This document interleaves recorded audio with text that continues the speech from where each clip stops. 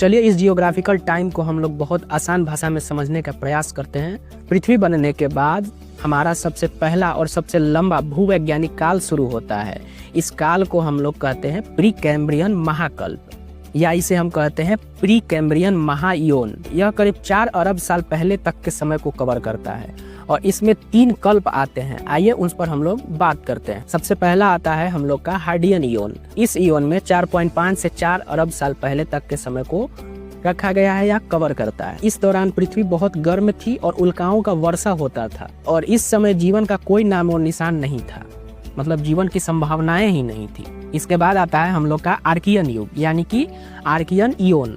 यह 4 से 2.5 अरब साल पहले तक के समय को कवर करता है। यह एक ऐतिहासिक समय है और इसी समय पृथ्वी पर पहला जीवन आया था कि महासागर में एक कोशिकीय जीव का जन्म हुआ। इन्हीं जीवों ने फोटोसिंथेटिक यानी कि प्रकाश संश्लेषण की शुरुआत की, जिससे हमारे वायुमंडल में ऑक्सीजन की मात्रा धीरे धीरे बढ़ने लगी। और इसके बाद आता है हमारा प्रोटोजोइक इयोन। यह 2.5 अरब से लेकर 54.1 करोड़ साल पहले तक का समय को कवर करता है और इस दौरान बहुत सी घटनाएं हुई।